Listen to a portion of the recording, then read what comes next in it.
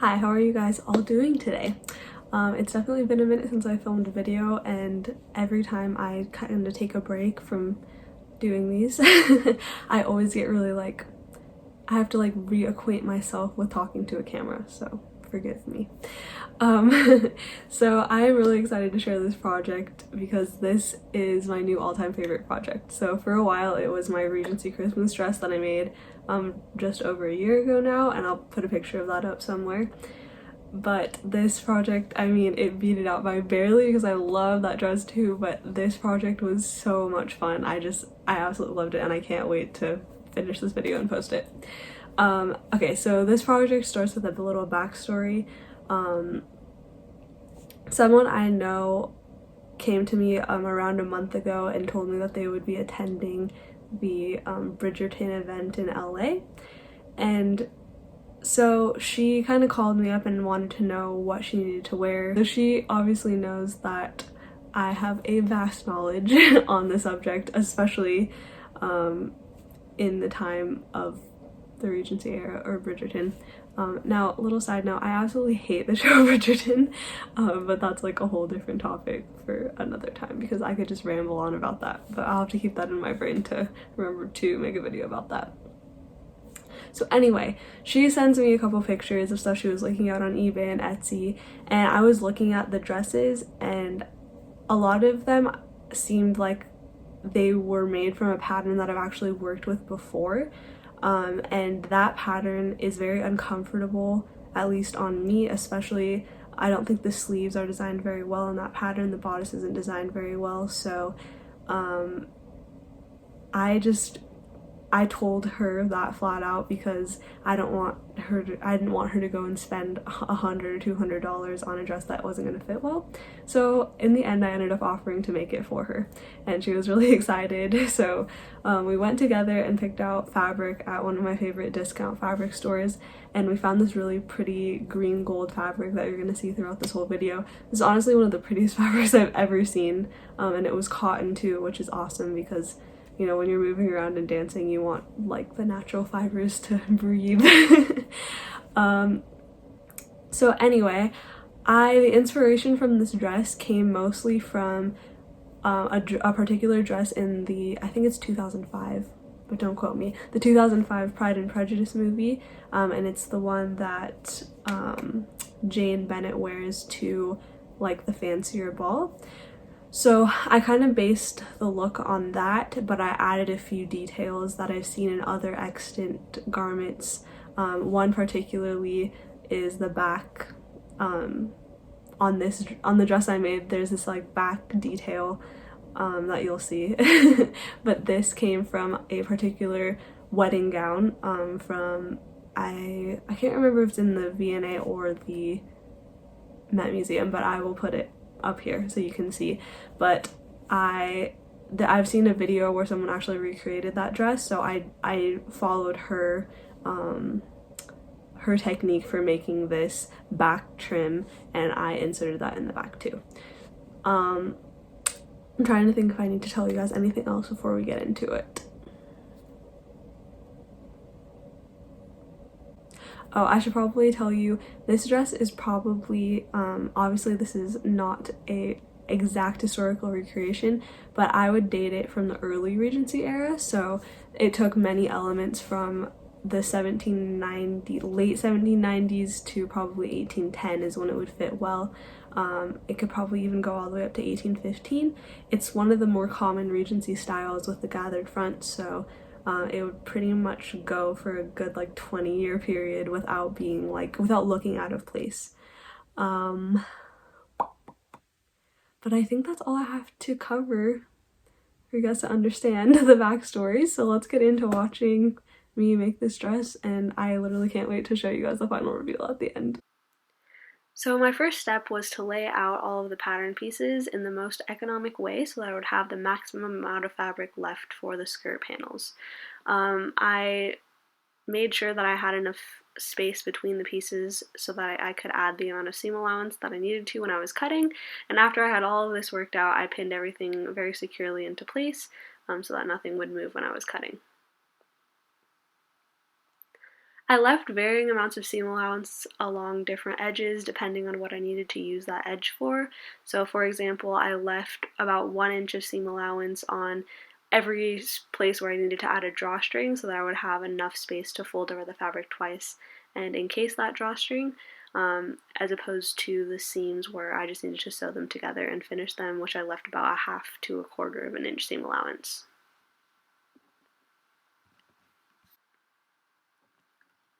I actually had quite a bit of fabric left over after doing this, so I decided to make 3 skirt panels, 2 back ones and 1 front one.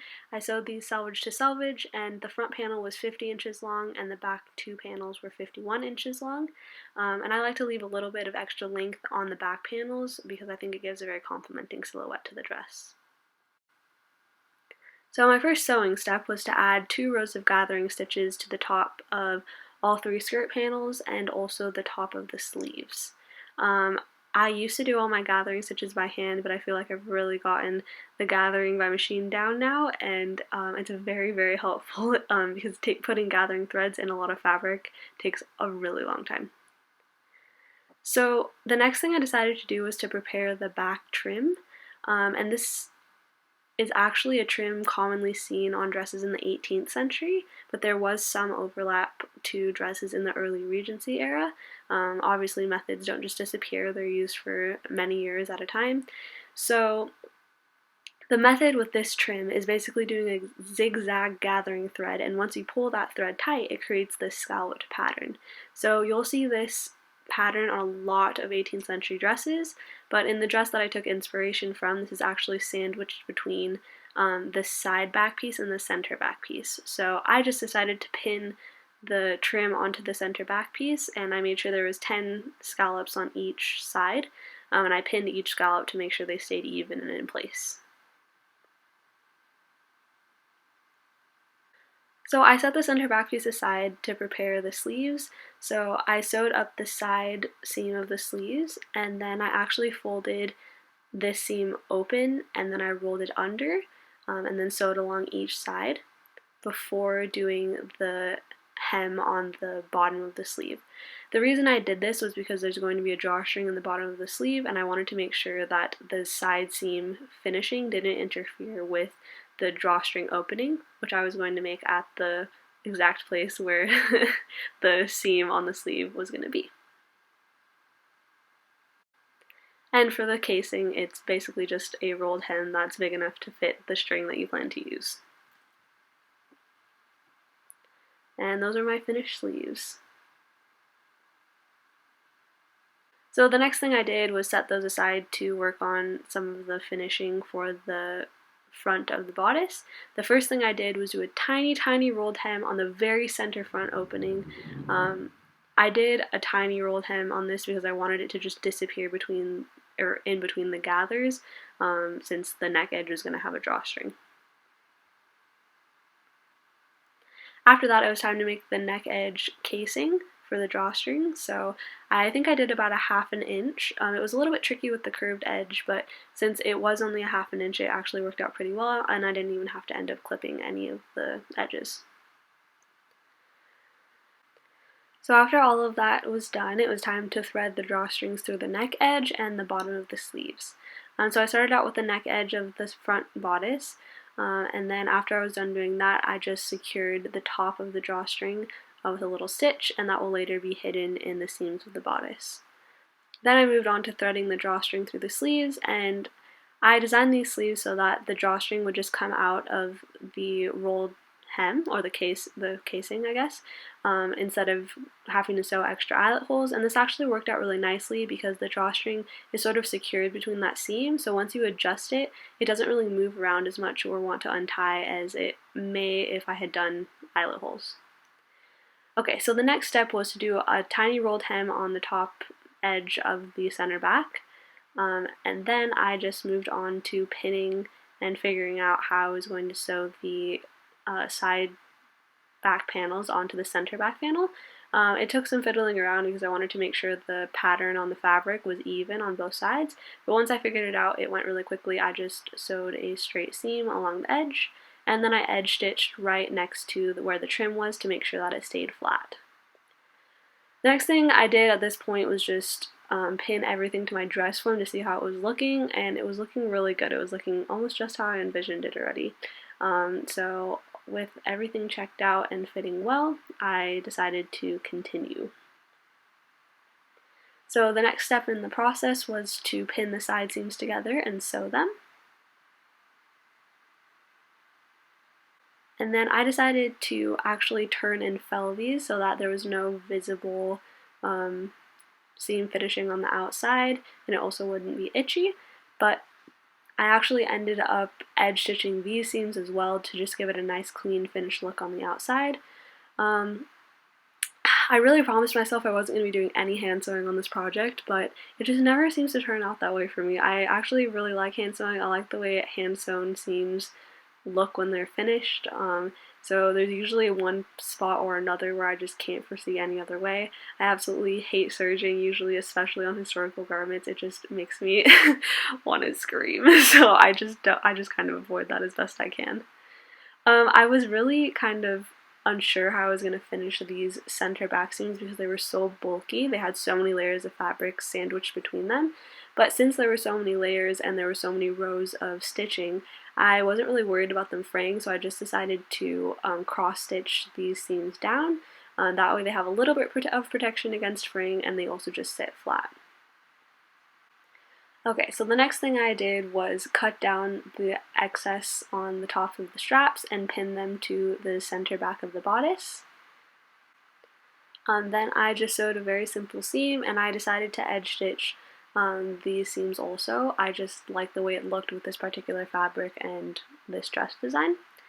I thought it just gave it a very clean finish, and the thread actually blended in quite well with the fabric, so you couldn't really see that much visible stitching unless you looked really closely.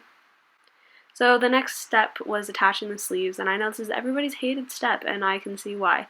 I gathered these sleeves down and attached them, and I messed up like 3 or 4 times. I had to resew these so many times. I think I was tired when I did this. I wasn't thinking it through well enough, and I just missed some steps. So, but it's all things I will remember for next time. I also think that these sleeves could do with a redesign. I think that they looked fine, but I think they could be better. So if I make a dress similar to this in the future, I'm definitely going to play with the sleeve pattern before cutting it out. So after laboriously getting those attached, I used the extra seam allowance I added on the arm's eye edge, and I actually folded the seam allowance over twice, and then I just sewed on the seam allowance again by sewing machine. This is actually kind of complicated if you, like, I don't know if you could tell what's going on, but it's almost like a turned and felled hem. It's just done by machine and only is secured to the other seam allowance. I like doing this on sleeves because that way I don't have to overcast them and they're not itchy, and I just feel like it's like the perfect way to finish a sleeve in my opinion. And I hope you could understand what I did for my absolutely atrocious explanation. So right here I just took some time to kind of clean everything up and cut down some of the threads before I moved on to the next steps, just to make sure everything looked as clean and nice as I could get it at this point. And then I just decided to try it on to see how it functioned, and the only thing I was unhappy with, and still am slightly unhappy with, is the sleeves. I don't like how they're a little bit long on the bottom, but after looking at a lot of museum pieces and historical garments, I've realized this is actually a very common problem with many Regency dresses with this design. So at this point I needed a little bit of a break from the dress, and I decided to move on to working on the accessories. I started out with making tassels, and basically my process for this is to wrap a piece of yarn 10 times around something of the proper length, and then I wrap a little string around the top of it, and I thread a string through the little loop, and then I cut the bottom loops, and I end up with a tassel looking something like this. There's a lot of videos out there on how to make tassels, and they probably look a lot better than mine because these are not the prettiest, but they work. Okay, so my next step and continuing taking a break from the dress to make some accessories, was to make the sash. Me and the person I was making this dress for decided that a gold sash would look very pretty with this fabric, and I think it did. So for the sash, I actually cut 3 pieces so that there wouldn't be a seam in the very center front. So I had 2 pieces of the same length, and one of those pieces was cut in half. I hope that makes sense. I also had a little bit of leftover fabric from cutting the size sash I wanted, and I turned that into a headband, otherwise a strip of fabric that has been finished on the ends that can be tied in one's hair. So the process for making this sash was pretty simple. It was just rectangles sewn together. The very first thing I did was iron down the edges, the short edges, so that I could be prepared to sew those as rolled hems when I was ready. And then I lined up all the pieces and I just pinned and sewed them together.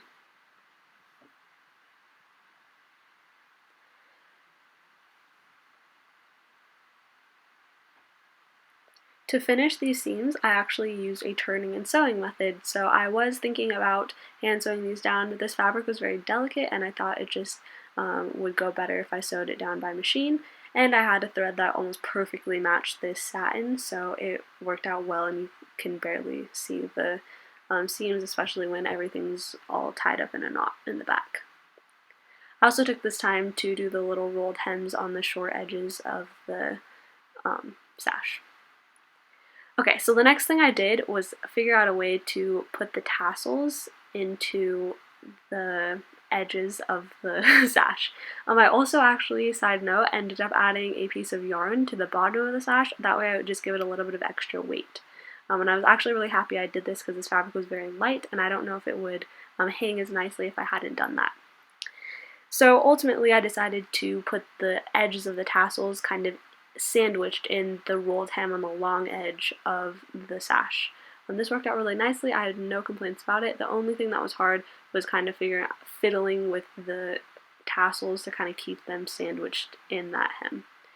And I tried to use a rolled hem foot on this fabric. I would not recommend it. So far my experience with rolled hem feet has been very varied. I feel that rolled hems work a lot better on fabrics that aren't as slippery. So they don't work well on chiffons, they don't work well on satins, at least in my experience, but they work very well on cotton.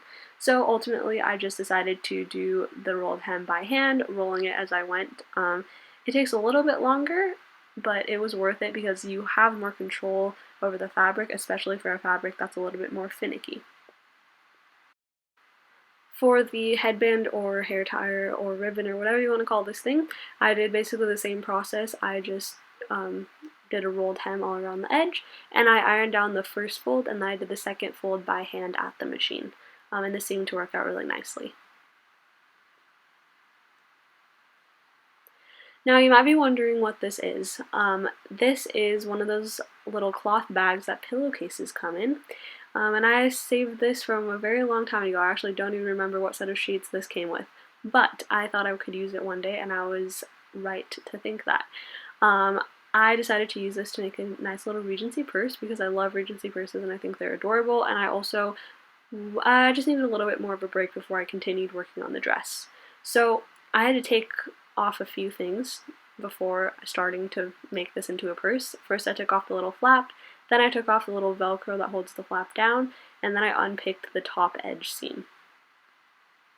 Then I ironed everything as flat as I could get it, and actually what I did was sew just beside all of the seams that were already on this to the best of my ability, because I wasn't happy with the stitching quality that was already on this thing, and I didn't want it to fall apart, especially if there was heavy things inside. I also redid the rolled hem on the very top edge, just so that it would look nice and neat, and so that I could thread drawstrings through it. Now you get to see what the tassels were for. So I actually added the tassels to the 4 corners on the bottom of this purse as well, and that way it would tie in with the sash. What I did with this is used a sharp embroidery needle to kind of poke the yarn through the fabric at all the corners, and then I actually just tied knots on the inside, and they stayed very nicely. So after that nice little break of working on accessories, I was quite invigorated and ready to return and finish the dress. So I started on the skirt. I just pinned and sewed the center back panels together. I actually was able to cut all three of these pieces selvage to selvage, so I didn't have to do any seam finishing on the skirt, and that was an absolutely lovely change because those seam finishes can take forever. When I did this, I used my machine attachment to make the surface area I was sewing on larger, and that made it very easy to line up these nice crisp selvage edges. After I was done sewing that, I just laid out the very large back panel and ironed the seam open and flat.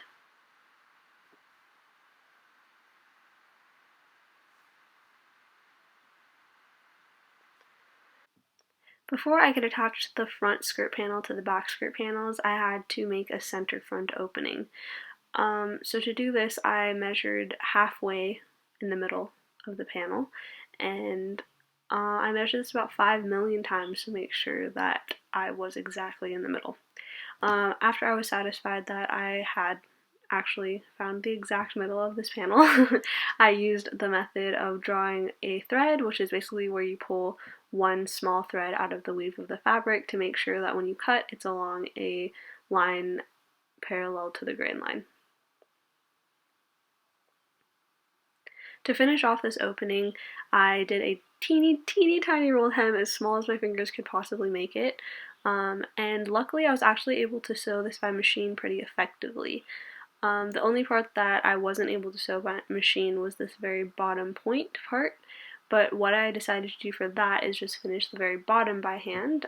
So when I went to sew it on the sewing machine, I just did a little square sort of shape on the bottom, and then I use that as a guide to whip stitch the bottom. For doing the whip stitching on the bottom, I actually tried a few different colors. So I tried gold and a couple different greens with embroidery thread, but I just decided to go with the sewing machine thread I was using because it blended in the best, and I just decided that this wasn't the spot to have any kind of accent. So once I was done with the center front opening, I did the same process of just lining up the edges and pinning everything together. And once all that was finished, I just got on with sewing the side seams.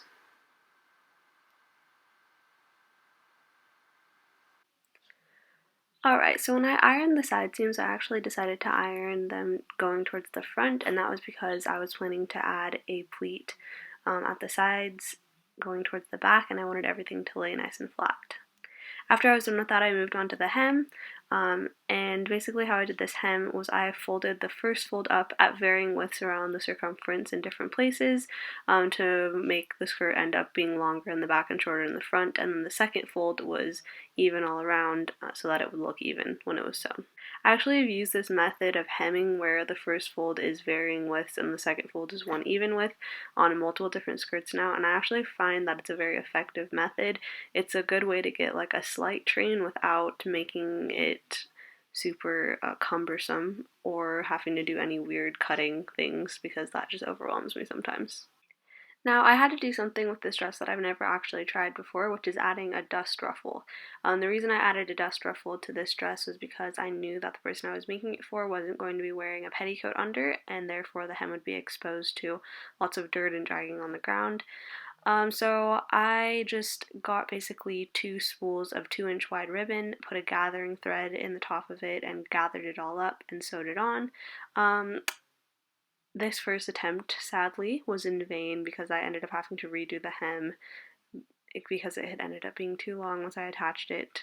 But anyway, I still did it the same the second time. So I just pinned everything on and sewed it into place. I kind of pushed more of the ruffling towards the back because I knew that was going to be the part that was more exposed to the ground, and therefore the extra ruffling would give it more protection.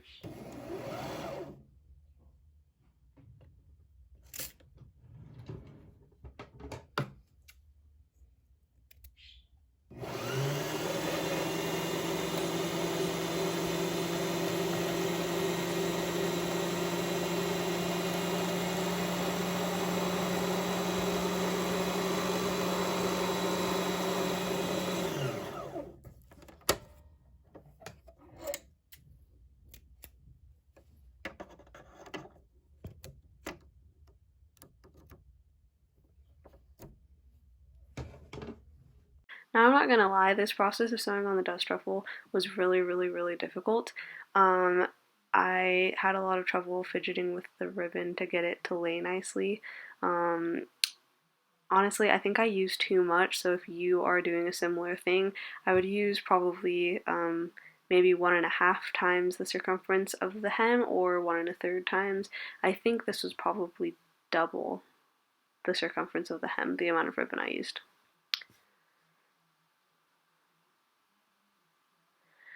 So after I was done with that, it was finally time to attach the bodice to the skirt. In retrospect, I should have done this before doing all the hem work to make sure that it was the right length, which I regretted later, but I didn't do that. So what I did was basically gathered the skirt down to the bodice and pinned it all into place. I tried my best to line up all of the seams, and it actually worked out quite well.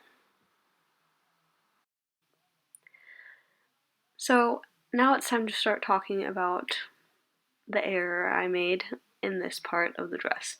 So the ribbon that is used for the drawstrings on the neckline and the sleeves, it's a beautiful ribbon, but it's not very strong.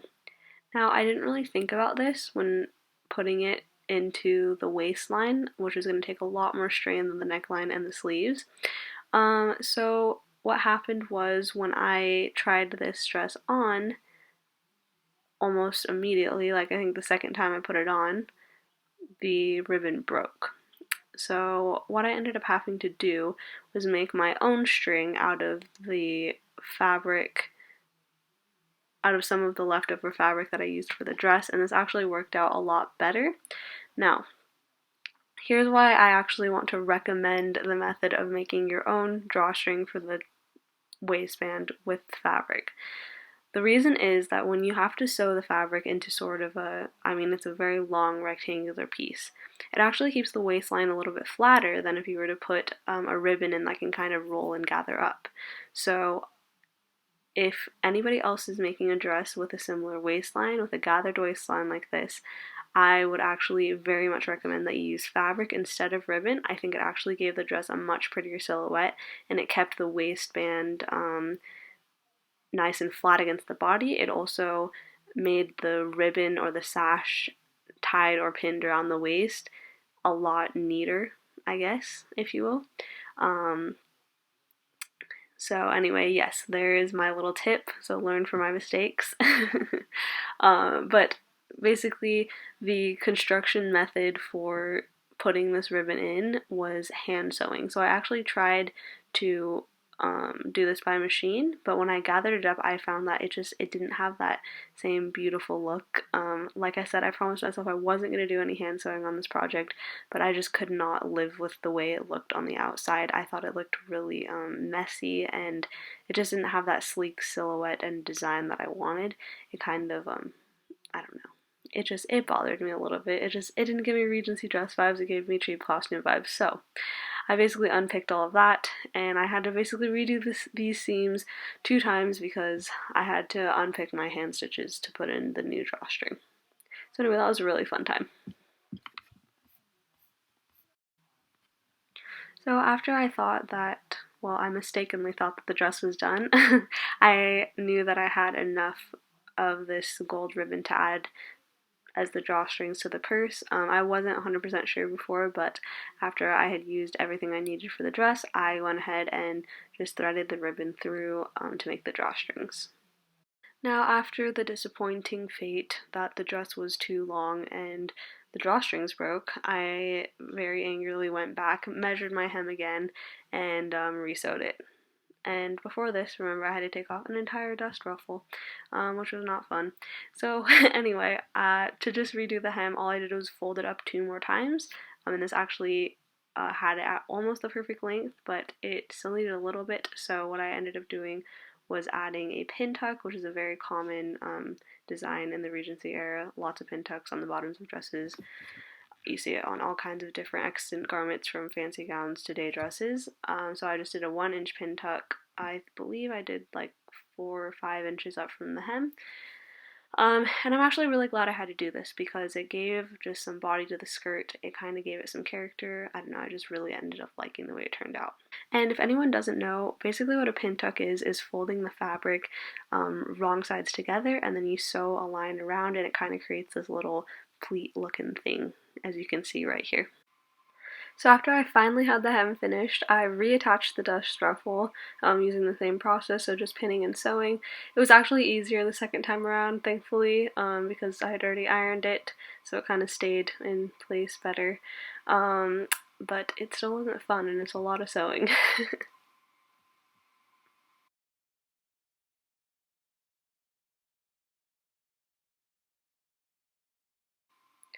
So after that, I just took a quick break and I fray checked all the raw edges inside. I wasn't super worried about these fraying, but I just wanted to kind of have that extra layer of protection. Then I had this extra kind of scrap of fabric, and what I did was make an alternate waistband to the golden one, and I just folded this in half, right sides together, clipped the corners, and then flipped it right side out, and then ironed it all down and edge stitched all around the edges.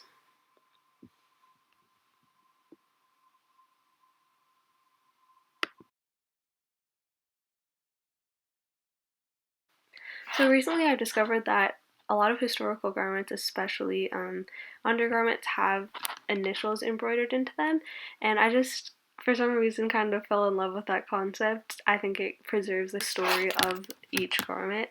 So I wanted to start adding initials into the stuff I make, especially for other people.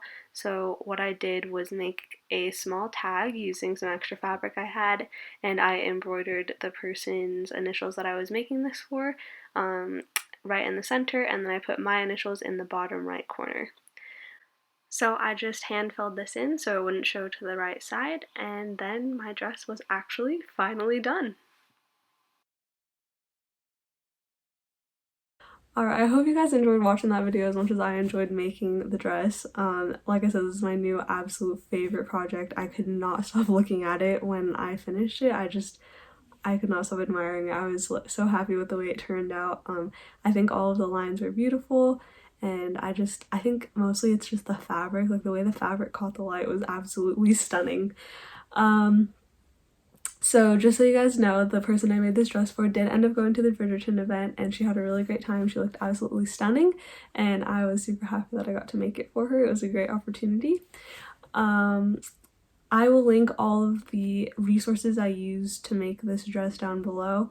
I always find that very helpful when I watch videos, because if I'm trying to do what they do, I want the resources, like, without having to go and find them for myself. Everyone's lazy, you guys. Like, it's just, I feel like just human beings are lazy. But anyway, I hope you enjoyed watching this process, and I hope you found this helpful. If you want to see more from me, go ahead and subscribe down below, and if you like this video, give me a thumbs up.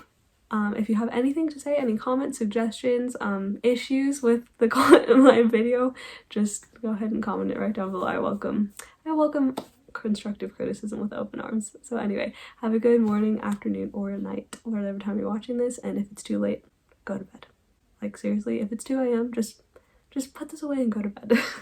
But thank you for watching me at 2 a.m. if you are watching this at 2 a.m. Alright, see you guys in the next video.